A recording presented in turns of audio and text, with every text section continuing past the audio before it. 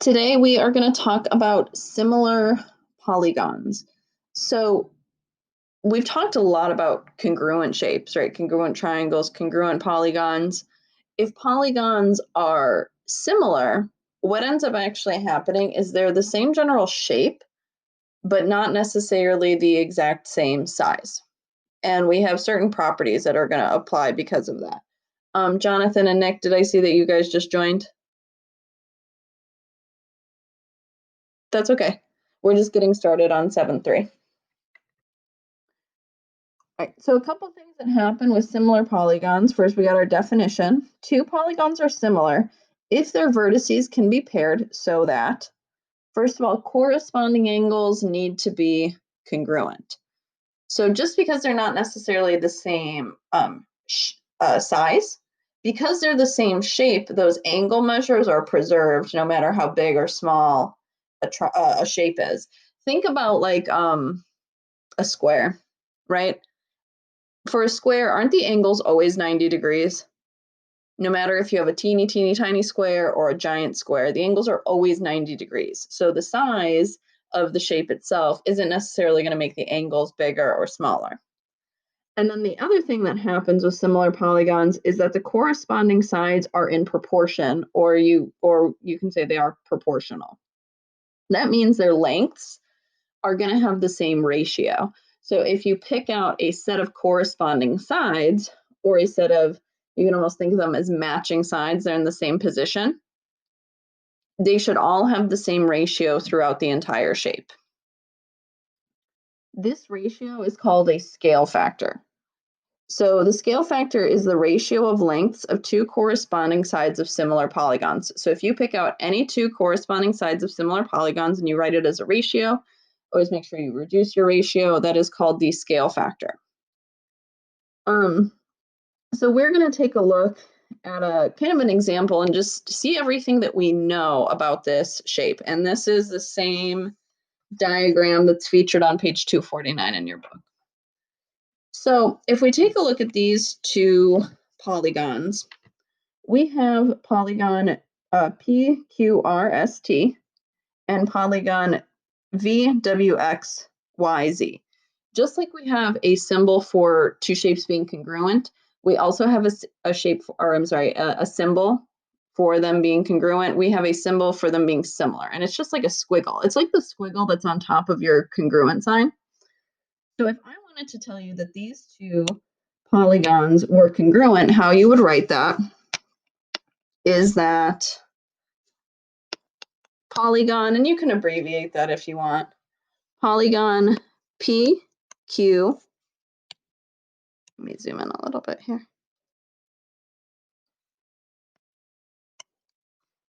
So polygon PQRST, sorry, this is glitching.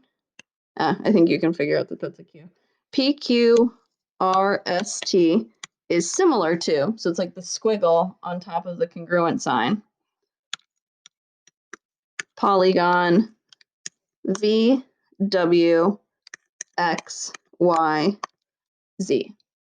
And just like when we named congruent triangles, we couldn't name them in any old order that we wanted to, right? You had to match up your corresponding parts. The same thing is going to happen here. This similarity statement, that's what this is called, a similarity statement, tells us that angle P is corresponding with angle V. Q corresponds with W, R corresponds with X, S corresponds with Y, and T corresponds with Z. So you can't just like write them in whatever old order you want to. Now, based off of our two definitions here, there's a few things we know. First of all, this is how we state they're similar. And then we also know that since they're similar, the corresponding angles are congruent. And you will be asked to maybe identify a pair of corresponding angles, or if you know one angle is 65 degrees, you're going to be expected to know its corresponding angle is also 65 degrees. So something I want us to list out is our sets of corresponding angles and state that they're congruent. So we would know that angle P is congruent to angle V. We would know that angle Q is congruent to angle W. we would know that angle R is congruent to angle X. We would know that angle S is congruent to angle Y, and we would know that angle T is congruent to angle Z.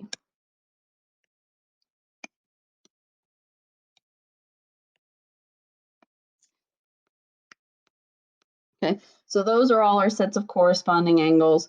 We would know that all of those are congruent. Then we also know that our corresponding sides are proportional. Now, in this figure, they're both oriented the same way. Here, let me take a look at your question, Nick. If two polygons are similar, do you have to prove that both the angles are the same and they have proportional sides, or just one or the other? You would have to show both. You would have to show both. And we will learn, just like we learned shortcuts with congruent triangles, Nick, we're going to learn shortcuts with similar triangles. And we learn those starting Wednesday or Thursday. So just like to prove two triangles are congruent, we had like our shortcut SAS, things like that. We'll have some similar stuff with this. So we also know that our sides are going to be proportional. So you can pick out any two sets of corresponding sides and they should have the same ratio. And a lot of times how you'll see that written is an extended proportion. So for example, we know TP corresponds with ZV, right? So the ratio of the measure of TP to the measure of ZV has to be equal to, and then we can do that with all of our sets of corresponding sides. So PQ corresponds with VW. So that would have to be equivalent to the measure of PQ to the measure of VW. That would have to be equivalent to the measure of QR to YX. Or I'm sorry, WX, not YX. That would have to be proportional to RS or SR, it doesn't matter. RS with XY. That would have to be proportional to, what's a color I haven't picked yet? I guess, guys, what color haven't I used? Red. I'll use red. TS with ZW or ZY. So TS with ZY. Okay, so that's often written as an extended proportion like that. And that just sometimes helps you figure out what all matches up. And again, this one, it's pretty easy to see because they're oriented the same way. Something you'll notice is every time I wrote my ratio, first of all, I made sure that my corresponding vertices were written in the correct order, right? And also two, every time since for the first ratio, I went from the smaller shape to the larger shape. I did that with all of my ratios. So you want to make sure you keep that consistent through any proportion you write. And then, so those are our corresponding angles are congruent, our corresponding sides are proportional, and then we're also going to have our scale factor, which is the ratio of the lengths of the corresponding sides of our similar polygons. And in this picture, it just gives us the one set of corresponding sides. It makes it kind of easy to write our scale factor. So if we're writing our scale factor, I'm going to pick out my corresponding sides. And with this one, we're just writing an example. It's not telling us specifically which shape we're comparing to the other. Oftentimes in your directions, you'll see write the scale factor of polygon PQRST to polygon VWXYZ, or the other way around. So make sure you're writing your scale factor in whatever order it specifies. In this case, we're just going to go from left to right because it doesn't specify because we're just writing an example. So for our scale factor, we're going to say that we have a ratio of 20 to 32, and you always want to reduce that.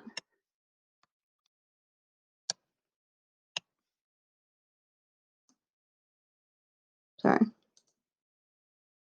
So we would reduce that to 5/8. And sometimes you'll see it written as a fraction, or sometimes you'll see it written with the colon. It doesn't matter.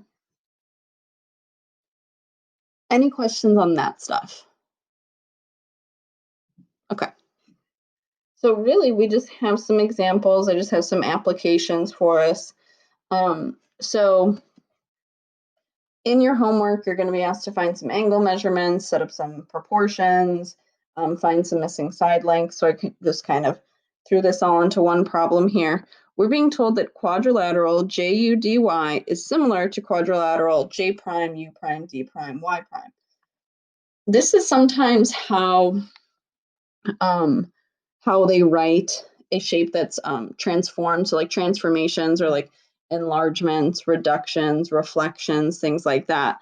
So since quadrilateral JUDY was basically shrunk down, right, into a similar but smaller quadrilateral, they're just referring to each vertex as prime. So like J goes with J prime, U goes with U prime, etc.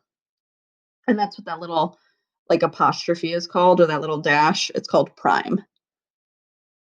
So here, if I want the measure of angle Y prime, well, that's this angle right here. What's that going to have to be?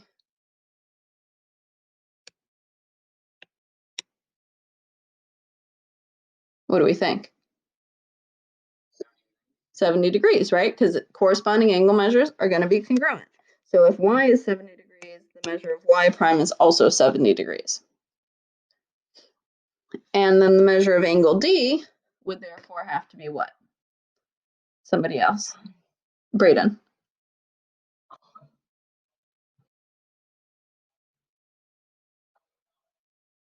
Yeah, it'd be 90 degrees, right? Because we know that D prime is a right angle, so the measure of angle D is also a right angle. Now we want to write the scale factor of JUDY to J prime, U prime, D prime, Y prime. You can notice here it's giving us our specific order, right, that it wants us to write it in. So what you would do here is you would pick out a set of corresponding sides. Obviously, pick a set of sides where you know both of them, okay? And you want to write it as a ratio and then reduce it if you can. So does anyone have an idea of how we could write a scale factor for this shape, for these shapes? Yeah, exactly. 20 and 15, they're corresponding sides. We know both of our measures. So we're going to do 20 to 15 and make sure you always reduce. This would be 4/3 or 4:3 if you prefer. Doesn't matter. Good, thanks, Hillary. Now for this next part, it wants me to find measurements. It wants me to find the measure of du, the measure of y prime, j prime, and the measure of j prime, u prime. Now, this is where our scale factor becomes more important. Well, this is like its use, its application. We know that all the sides have to have a ratio of 4:3, right? But some of those sides are missing. So we're going to actually use this scale factor to help us set up a proportion, apply our means extremes theorem, basically cross multiply, and solve for the missing measurement. Now, to make our lives a little easier, so there's a lot of letters happening here, I'm going to assign variables to these measurements just so they're a little easier to talk about, and you guys are always welcome to do that in your problems if you want. I think on the homework, that's pretty much already done for you. Like you have to find X, Y, and Z. So I'm going to say that the measure of du, we're going to assign that X. The measure of y prime, j prime, where is that? That's over here. I'll call that lowercase y, or call it whatever letter you want. I don't care. And then j prime, u prime, I will call that lowercase z. Okay. So those are the ones I'm trying to find. So what we're going to do is use our scale factor and set up proportions. Now, it actually doesn't matter if you use your reduced form of your scale factor or your original form. I would always use the reduced form because you're going to have smaller numbers, right? But and the other thing too, when you set up a proportion and you cross multiply, it doesn't matter if your ratio, well, I'll show you in a second. Let's set it up and then I'll tell you that you can have it in different orders and it'll still work out fine. Because aren't different ways of writing proportions still equivalent? So there's sometimes more than one good way to set up a proportion, basically. Here's what I like to do. I like to start with what we're trying to find. So here's a measure of du I've assigned that x. That corresponds with our side over here that has a measure of 6. So I'm going to first write a ratio of, I know this should have a ratio of x to 6, right? And I know the ratio of x to 6 has to be the same as the ratio of 4 to 3. Because all my sides have to have a ratio of 4 to 3. And then I just cross multiply. I apply my means extremes theorem. So x times 3 is 3x. 6 times 4 is 24. I divide that out, and I get that x, or du, so we know what our answer is 24. Or not 24, 8. I forgot to actually divide it.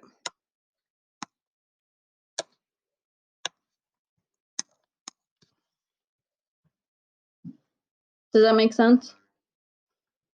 Okay. So then who thinks that, now that we've seen one, who thinks they can set up a proportion to help us find y prime, j prime? Julia, what do you think?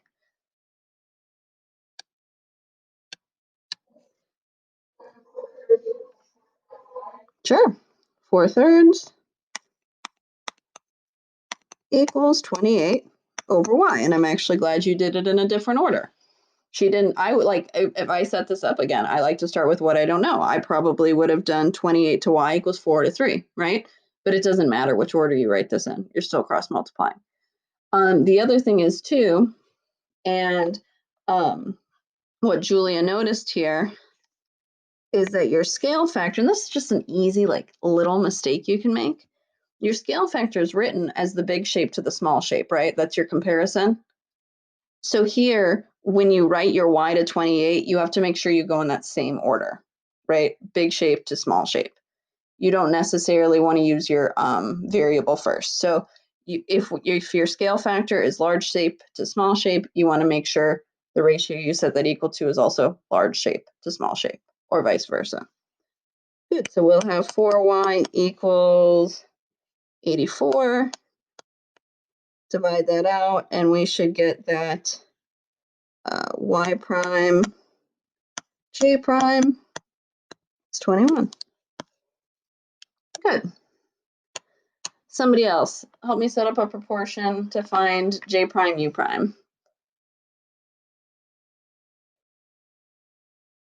Not Julia, I just heard from Julia. Sorry, Julia.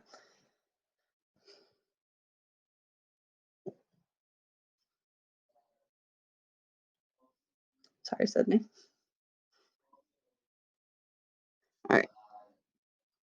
So you said 12t, sorry, 12t. Oh, hold on. My 12 looks like a z. That could get confusing. 12t over z, okay. Yeah, equals 4/3, exactly. Now with this one, don't let the t freak you out. You still just treat it like it's a number, right? Keep it attached to the 12. And then when you cross multiply, just keep it attached to that part of your proportion. So when I cross multiply this, I like to have what I'm solving for on the left. So I would probably write 4z equals 36t. And then I would divide both sides by 4. And I would get that z, or what is that actually, j prime u prime equals 9t. Okay. Any questions about how that works? Okay. Part D says find the ratio of the perimeters. Okay, well, perimeter is just all the sides added up, right? I now know that You know, I know some of my sides, but do I really know the measure of JU? No. Okay, so I'm not going to be able to just like add up all my sides and compare the measurements. Does anyone else have another idea? It actually requires 0 work. Logan.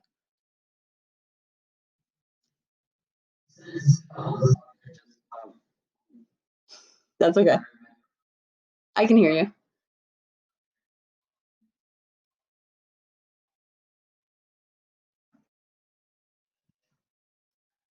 Exactly. The perimeter is just all the sides added up, right? So it's going to have the same ratio. Exactly. So it's still just going to be 4 to 3. 4 to 3. Excellent. Thank you, Logan. Collect my thoughts. Okay, part E. Explain why it is not true that quadrilateral DUJY is similar to Y prime, J prime, U prime, D prime. What's the issue there?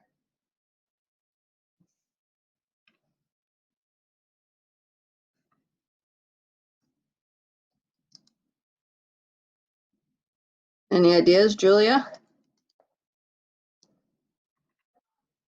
Yeah, exactly. Are the corresponding angles here? Like, because the corresponding angles are the order you've written them in your statement. If this is your statement, are your corresponding angles going to be congruent? No, D isn't congruent to Y prime, U isn't congruent to J prime. So yeah, you don't have your congruent corresponding angles lined up. So we're going to say corresponding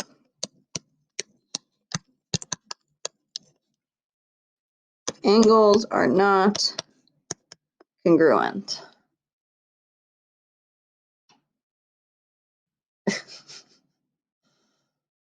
Sydney, I'm laughing at your cat comment. Yes.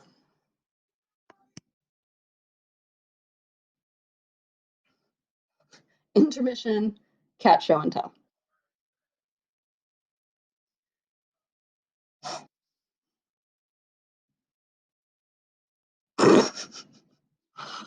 That cat looks menacing. It's a threat to society. Look at it stretching. It's planning the end of the world. Cats are always secretly planning the end of the world. At least the downfall of humans. Thank you, Luke. Don't worry. I will cut this out. Or I'll leave it for someone to enjoy. You never know. All right.